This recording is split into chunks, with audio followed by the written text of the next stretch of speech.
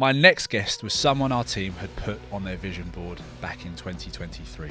Tej has over 22,000 followers on Instagram, and if you follow him, you'll know exactly why. He's refreshingly outspoken and articulates himself in a way where you can't help but laugh, smile, and think. Tej purchased 15 properties in 9 months, raising just under £600,000 in less than 5 months. His property portfolio sits at £1.3 million and growing. Not only is he a property investor, he's a property mentor, a verified one, multiple business owner, a 2-time author, and his podcast has exceeded over 1 million downloads so far. Welcome to Magna Meets. Behind this podcast, we're a UK property investment consultancy that helps new and seasoned investors build their wealth through new build and off-plan properties. This podcast welcomes guests from all different paths in property and the business world. We'll uncover their journey, challenges, successes, and industry truths. I'd be so grateful if you subscribe to this channel, as it will help open the doors to more guests who have walked the journey you're currently on. Let's get into this episode. Tej, for the viewers watching today, what were the lessons early on in life that you disliked but have actually become very useful for you today? So I think I remember GCSEs, I got C's, yeah, and as an Indian, C's fail, yeah. That doesn't exist in the culture. You don't get C's, yeah. And I got a single C in science because I said to my mum, I just want to play Xbox, innit? Like, you know what I'm saying, we're playing Xbox. And she was like, okay, cool. You do that. And let's see what happens, yeah? I was like, okay, cool, man. I got a C and then I was like, oh, this feels like shit. I hate this. What is this? Like, I could have easily, I love science. I could have easily got an A. And she looked at me and she goes, so what? We're doing it my way now? I said, yes, mum. And then I got all A's and A stars afterwards. And what she taught me from that was, your mum's always right. I think is one thing which none of us like to admit, but it's often so true. But I think secondly was that the hard work and doing hard work when you really don't want to, and in fact, doing it when you really, really don't want to and you don't feel like it and you haven't got the motivation for it, is what can create some of the biggest results and some of the biggest gains in life. Because as soon as we switched to her way of learning, which was hard work, it literally flipped all of the grades, and it then probably flipped the trajectory of the rest of my life. And I think now I relate that to, you know, I mean, a lot of people don't want to go to the gym. They don't want to get up at 5 a.m. and go to the gym, right? You don't have to, but you know, when you're not feeling like that, when you're not feeling like going, but you do get up and go, for me, that's when I've had some of the best workouts. I've hit the personal best. So, you know, doing what you should be doing when you feel like not doing it, for me, is probably the biggest lesson from childhood that I did not like. And I still probably don't like, you know, like, you know, your body's saying, oh, I've got to do all this admin. I've got to, you know, but you have to do it, you know, can get you some massive results when you least expect it. I think you've hit the nail on the head, where most success comes from times when people do things when they don't want to do it. And that's the difference between those who get lucky and those who don't. Double author, multiple business owner, property investor, mentor, podcaster. What's the priority for you, and what actually takes up most of your time? Holidays and planning holidays. It actually takes up a lot of time at the moment, and that's the priority. So for you, it's lifestyle. It's life. Like I don't live to work. I work so that I can live. You know, like if someone said, oh, I don't know, if one of my boys says, it's my 30th birthday, I want to go to Barcelona for a week in a few months, there's never really a reason why I'm going to say no. Like most of the time, I'll check my diary, but I'm going to say yes before I do anything. I'm going to say, yeah, let's go. You know, if I want to travel with my wife, say, yeah, let's go. Where are we going? It's not how much is it, where it's just, okay, when are we going? Let me block out the diary. Let me get planning. Like that's all it is. And so it's out of all these titles, the one that takes up the most time, you know, is probably the mentoring and maybe the cleaning business. But mentoring takes up this much time, cleaning business there, and then property is very, very minimal at the moment. You know, and social media is kind of somewhere in the middle of it. But what is my mental priority, and the reason for all of those titles equals travel, living life, just being able to be here on a, you know, whatever time it is on a Tuesday. Like, if I was working 9 to 5, I could not do this whatsoever, right? And so that freedom, that life is the main priority from all of these titles. This whole yes mentality, were you always like this, or were there sacrifices that you had to make? Were there a lot of no's before you got to say a lot of yes? Yeah, I think so. When I was younger, I was a lot more tight with my money. I still am, like, it's not going to change. But I would definitely say no to opportunities, to traveling, to spending a lot more. I'd be a lot more, not considered, I'm still quite considered, but I'd be maybe a lot more risk averse, or a lot more careful, or a lot more, nope, I'm not going on holiday because I'm buying 3 or 4 houses a month here. Like, what the hell how can I do that? Okay, maybe we'll go for a quick weekend or nothing. And so there was a lot of time. I mean, I say a lot of time. For most people, I don't think it is, like 2 years maybe, like in property, building my portfolio. And then I had a recruitment business before. So I was pretty flexible then, but I was in that kind of growth kind of mindset. So there have been sacrifices to get to this point. But I think I've always been like that, to answer your question. But there's been an inhibitor, which is work, money, time, whatever. And now that's gone. Once you reach financial independence, I think you're like almost reborn a little. It's totally yes. It's not yes or no. It's yes, and then it's how, where, what. You know what I mean? Yeah. It's not even a question of yes. I want to touch on this financial independence in a second, but I want to go back. I saw something really, really nice, and it sparked a note with me. It was Stephen Bartlett. It was a guy called, I believe it was Ramit Sethi. Oh, yeah. If I'm saying his name right. And he said, spend abundantly on the things that you love, but cut back rigidly, vigorously on the things that you don't want or don't need. And I think that's kind of what you're saying now. You're in a position where you like the travel. That clearly is something that you love. And you don't necessarily think twice about going to Barcelona or flying here or there. But naturally there is that embedded in you where you're thinking, I don't necessarily need that, don't like this, and things that aren't important to you, which is really, really interesting. Just on that note there, I think it is such a good point he made. And I think you have to reach a certain point of maturity and life intelligence and internal reflection to get to that point, because we could speak to someone who is chasing, keeping up with the Joneses, buying the latest things, kind of doing things for the gram, right, stunning, and they would say, yeah, but all of this shit's important. But then in 4 years' time, when they realize it's none of that, it's all of this, it changes. So it's kind of easy for us to listen to Ramit saying that, and for people listening, but in some people's heads, they're going to think this is important when they're doing that to please other people, to see external validation, when it should be what's important to me and my family and friends. Absolutely. Do you find it hard sort of operating in a space where you're genuine, like you're verified from a number of different sources, you are who you say you are, but there are, I'm sure, people that potentially market themselves better or shout louder, and is it quite hard operating in the space that you're in as a mentor with, unfortunately, such bad press? Oh yeah, %1,000,000. Yeah. And I don't even think it's the bad press, because that's definitely there, but it seems to have quietened down, because there's some figure in property education training who sues everyone that says anything bad about him, which I'm not against. Like, I've sued people for various things, but like, I'm not against that practice, but I am also against it for other. Anyways, I think that in particular has made everyone a lot quieter. The forums are quieter. People generally, compared to like a year, maybe 2 years ago when I first started like doing it, way quieter. You can't just be going around throwing shade and... Yeah, and you actually can't. Because if it's libel or slander, then you are going to lose. Like, it's just end of, you are going to lose. It's not even an argument in certain cases. So with that in mind, I think the press has decreased, but the competition therefore is stronger. Because there's less people talking shade about other people, it's hard to verify. Because only at networking events, when you're like talking, will people really share. And if I spent 20 grand on my man, and you say to me, how was that course? And how much did you spend? I said, I spent 20 grand. Am I going to be a dickhead and say, it was really shit, I wasted my money, I got scammed?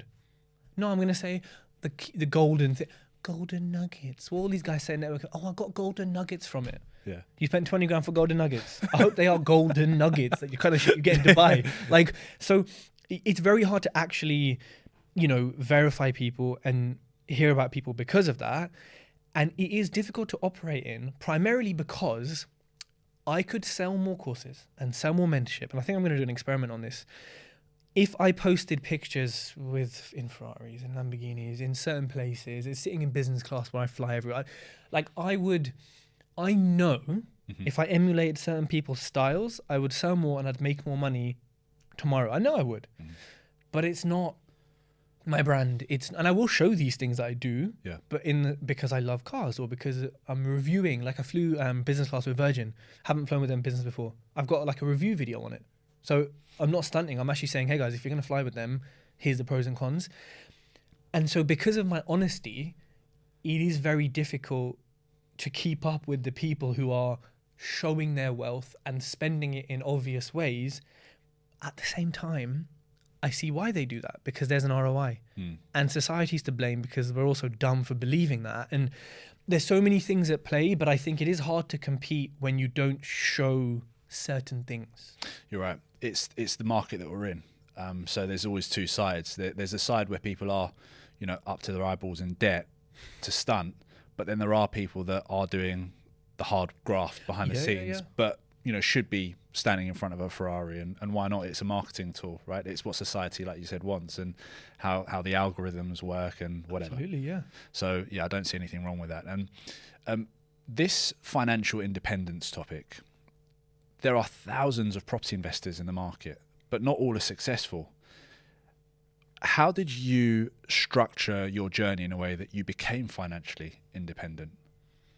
So, it kind of, like with my mentees now, we plan the KPIs, we plan the milestones, we plan what you're earning, what's your incomings, outgoings, what do you need to then quit your job? What do you need to then be financially independent? I didn't do that. I thought, if I get 4 properties, I'll give like $1,000 a month. Okay, cool. And the next thing I bought 50 in 9 months. It kind of went a bit crazy.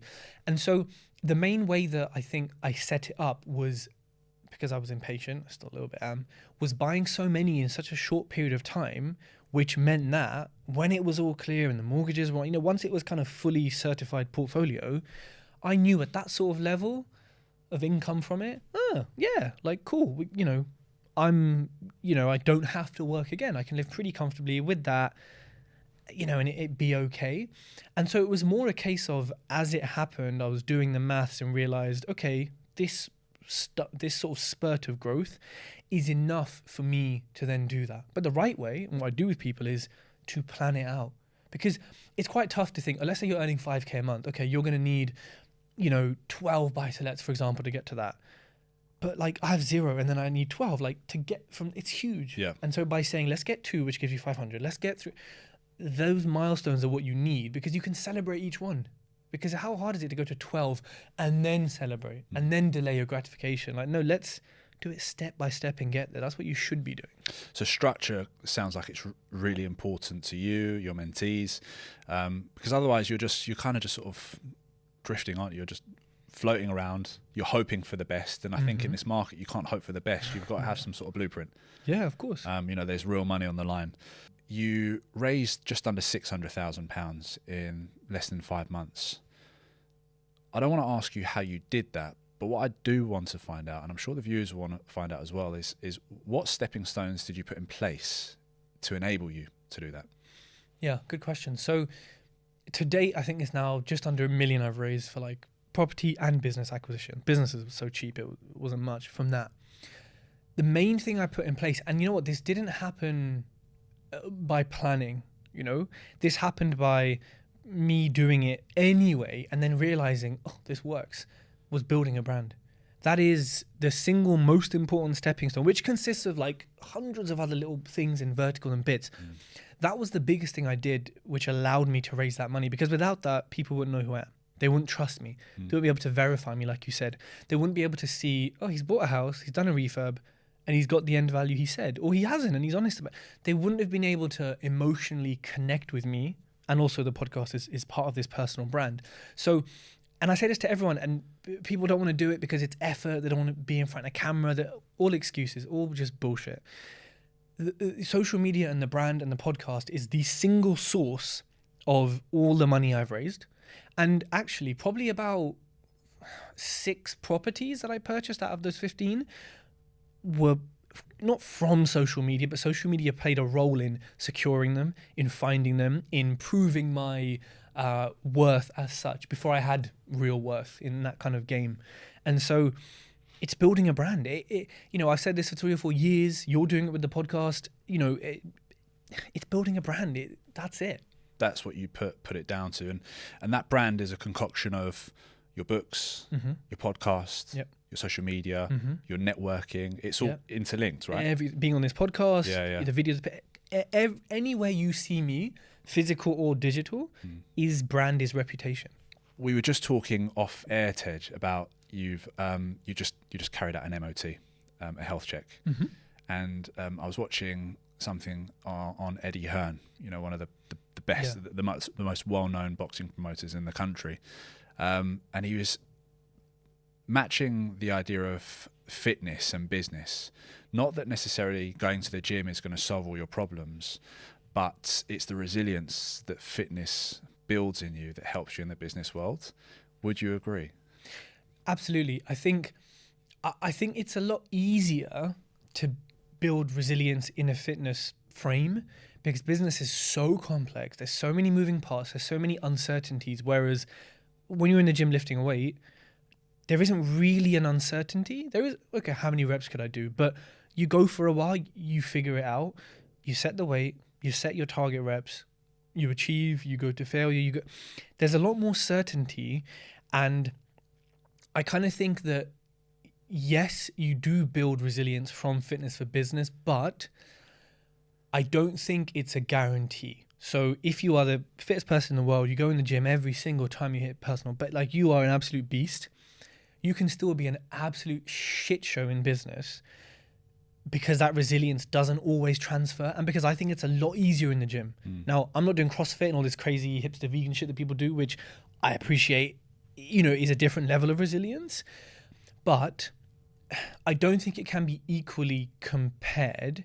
It helps, but I think the other benefits of exercise, movement, lifestyle, etc., I think they help a lot more in business than the resilience. But however, I'm coming from a position of experience. If I was overweight, totally new, never worked out in my life, and I was really lazy in business and life, and you suddenly said, get in the fucking gym, do this 7 days, that, on that sample size, on that demographic, actually then I think what he's saying has more weight because it's such a shock and it's such a, whoa, I've been sitting on my ass all day. Now I'm like busting out. Okay, well now I can do business. So I think it's like, once you get to a certain point, it doesn't.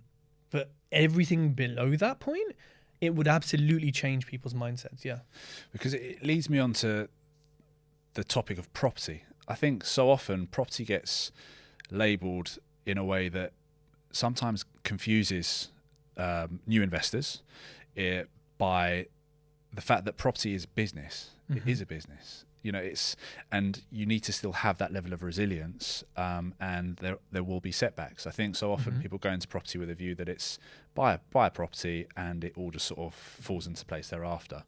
How have you dealt with these setbacks over the years, and more so, how do you mitigate your mentees from making those same mistakes? Is it preventable? Yes. If you listen and you do what, I say not do what you're told, but if you listen to people who experienced and who've been there and who've experienced these exact same things, you are able to mitigate most things. Now, dealing with shipbuilders, no matter how much you do exactly what we say, because of them as a species, that for me is the one thing which there will always be issues. And no matter how hard you try, and I try with mentees, you're going to have to fire a couple. You're going to have to take some to... You're going to get some bruises, yeah. Yeah, but everything else, the legal element, auctions, reading legal every other element of property is most definitely, you can mitigate them. Now, for me, a lot of it, unfortunately, wasn't mitigated. I didn't have a mentor. I didn't pay for any, it was just me being like, yeah, that looks right. That plaster feels right. Or I suppose what that solicitor's saying is correct. You were literally learning on the job. Literally learning on the job. I had people around me I could ask. I had, my podcast guest that I could ask with a genuine, like, what happens in this situation, which people really like listening to. But I didn't, I had to go through it all. And I think one of the ways I dealt with the setback was by breaking down. At one point, I had like 4 or 5 reefers on at one point. I forgot about one of them. Most of them were getting fucked. And I was just like, fuck this. I hate everyone. Like, what is this bullshit? Literally had a breakdown, lying on the bed crying for like 20 minutes. Then I was like, fuck this. You're fired. Fuck you, suck out, blah, blah, blah. And then restarting and going from it fresh and saying, right, okay, what have I learned from this? What can I implement? How do I get back control? Okay, I'm going to my investment area tomorrow.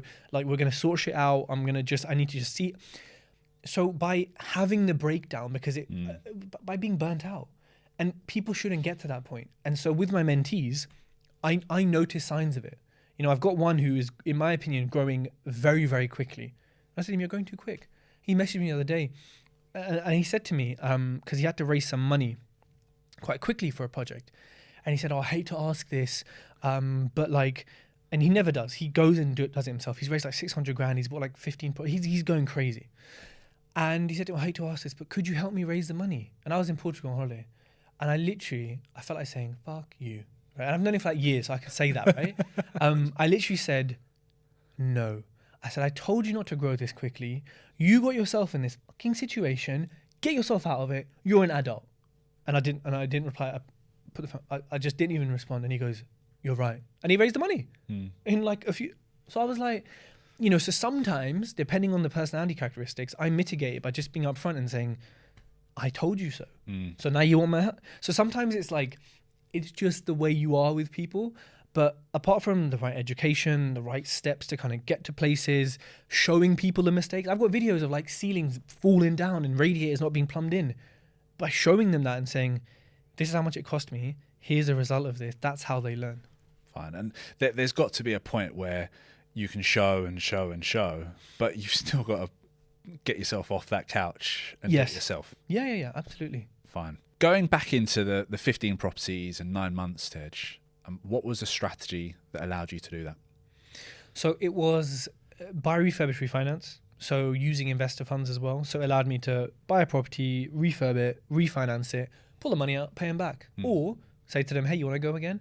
And go again. So it essentially allowed me to buy houses with none of my own money, apart from the 30 grand at the start, do the work, take it back out, have all this equity created, pay them back, or carry on, and just keep recycling and repeating and going on. And it's magic. Even to this day, when I do a BRR or a flip, I'm like, right, I put no money in, I put time in, and then I made that money, or I've now got a free house with little to no money left in, and if I sell it, all of that equity is profit.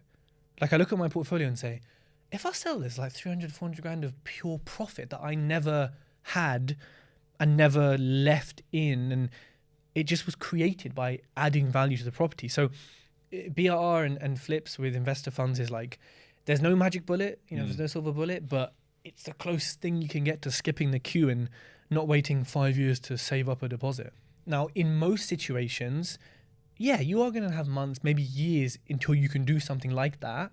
But whether it was market conditions, the power of having a big brand and podcast when it wasn't, so there's so many outliers and factors that kind of go into it, but it's not easy. My mentee's doing a similar growth, but it's not easy. Like this guy has migraines and he doesn't sleep. And I tell him all this stuff, he doesn't listen to me, but like it will mess with you, but it is possible. I don't recommend it because like that's a lot of properties in a short period of time, far away. Like it is a shitstorm, and most people, they ain't ready for it. If it's your first business, you think you're going to do that? Nah, people need to wake up. And that's the thing. That's the flip side of that resilience. It's, people want that success, but do you? Do you actually know what it takes? 90% if you don't, you just chat shit. You just want to follow on Instagram and listen to podcasts and do nothing. It's true. And this is the honesty and refreshing attitude that I was talking about at the beginning. It's true. What was the best question that a mentee has asked you, Tej? You know what? I don't think it was a question. I think it was a comment, which really got me thinking. And this isn't a mentee, it was a potential mentee. So she said to me, my capabilities are limited by my lack of knowledge. I was like, you said that really well. Like, of course they are. Like, what you can do, what you are capable of, is 100% limited by your knowledge. Because do I think I could set up an airline tomorrow when they're multi-billion-dollar things and one plane costs how many tens of millions? No. But if you had set up a private airline, if I was sitting in front of Richard Branson, I said, so, Richie, how do you do it? And he told me, I'd say, okay, I've got the knowledge. So actually, I know how to do it. So I am actually capable. I just need to find the money or the personal. And so without unlocking that knowledge, there is no way that I'm capable of doing it. Just like people watching who want to get into property, if they don't have our knowledge, our experience, then they're going to think, how could I do 15 in 9 months? How could I raise 200 grand? They're not breaking it down. Like you said, everyone wants the 15, but they should be looking at the 1 or the 2. They should be looking at the 1 or the 2 and how to get there and like, how have we got there? Like, but people are not doing that. They just want the result. And I'm guessing these are things and topics that you talk about in your book? Yeah. So my book is, I don't know why, no one has written a book on the buy, refurbish, refinance model. And my book is maybe 2-3 years old, still valid, still updated, but it's the only book on BRR. So this is your guide to property investing? Yep, the guide to property investing on Amazon. And then the second book? The second book is it's like Tribe of Mentors by Tim Ferriss. Okay. So I've got, how many people did I get?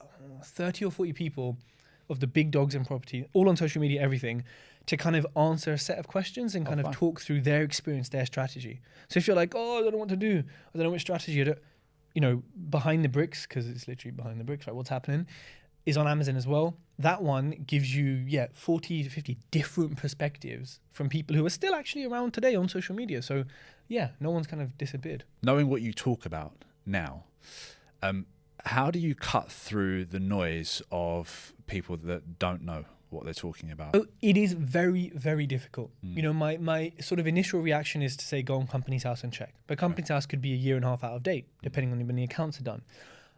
Is everyone telling Companies House what Companies House wants to hear? No. Everyone's telling them what the accountant recommends you tell them. When it comes to property, usually it's, for certain levels, it's going to be a micro entity, or, you're not even going to see the turnover. You're going to see like nothing. And again, people might down value for depreciation, the asset, or they might up value. There's a lot of creativity. There's a lot of creativity, which is what it is. So actually, can you see a lot on Companies House? I don't know. On mine, you can. You can see all the charges. There's like 17 or 18 different charges from like bridging lenders, for example, from investors. You can actually see the value of all the properties in there. That is one way of looking at it. Now, if someone has no presence on Companies House, or like not even a single company, like something, you should always look there, because some things will be a warning sign to you, right? Other than that, asking questions about their knowledge, about their experience, about what's happening right now is a lot of people are buying a lot of properties, and then you're seeing some keys, or you're seeing a door, you're seeing a thing, but then you're not seeing the refurb, and you're not seeing the end product, you're not seeing the tenant in it, you're not seeing it being sold. Just, I'm buying loads of properties. But is it also that they're buying it, or is it a rent to rent? Well, this is the thing, rent to rent is like, I control 2 million worth of property. Okay, so what, 2 flats in Chelsea?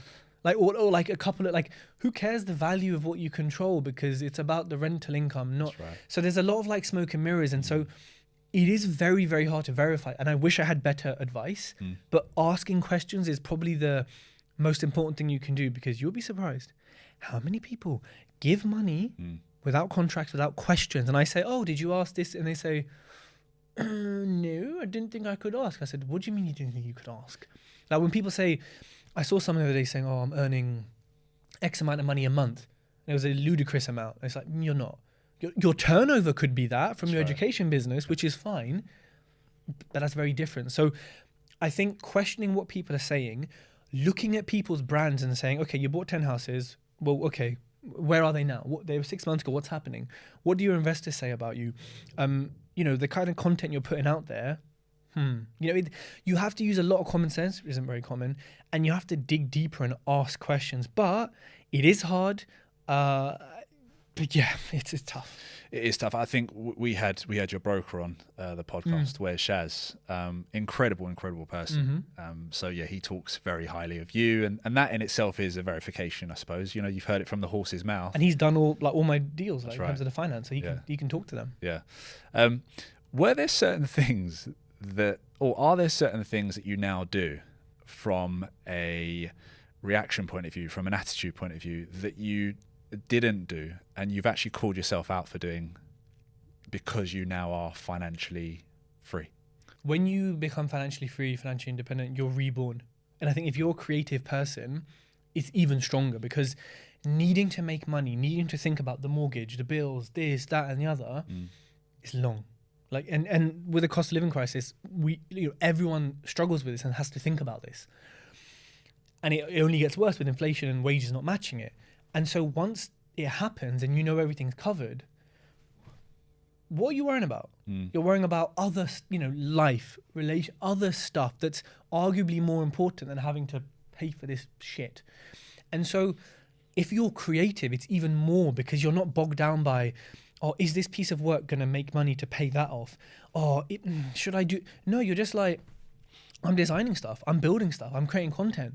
I'm, because I enjoy it, because it may make some money, but that's not the main thing. And so it allows your mind to live almost like on a different plane, because especially if that financial independence comes from assets like property, because it's passive-ish, I think it just opens up another person. And actually, I think it makes you happier and makes you better mannered, because you're not stressed about, a week to go, how am I going to pay for this? That's not even it's done. You're just thinking like, how can I make more money? I'm buying a food business now, and I'm growing it to a certain size to scale it and to sell it. So there is money involved, but I don't need that money. I'm super passionate. So your passion lives more when you're financially independent. The sort of phase that you're in now, I think you must hear so often people that say to you, Tej, I want to be financially free, but they don't understand how they want to become financially free, or what financially free actually means. We get a common response on the sales floor, which is I want to sort of be in control of what I do, and so on and so forth. And it's a very, very recurring answer. But do you really sort of press the nerve with your clients in how to get there? Because I think you need to break it down. Yes, and absolutely. You need to understand what it means to you and not what it means to me. And this is the why. I say to people, like when we do our KPI sessions, I'm like, okay, well, you've put down like 10 grand a month. Why? Because it's a nice number. Okay, but let's dig into that. Oh, you put down 40 properties. Hold on a minute. Like, what does that even equal? Like, why 40?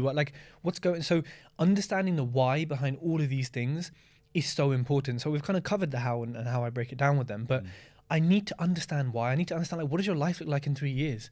Like, do you actually need 10K, or do you need less? Or actually, do you need more? Or, do you think you need this because all these people on Instagram say you need this? Like, the why behind everything is so important, because, going back to what we said earlier about kind of motivation and discipline, if your why is not there, if you want to be financially free, but there's no reason, or, there's no passion driving you, like, what's the point? You're going to lose steam pretty quickly. You're not going to be motivated. You're not going to get to where you want to be, because you're just like, well, I'm doing this because I want to do that number.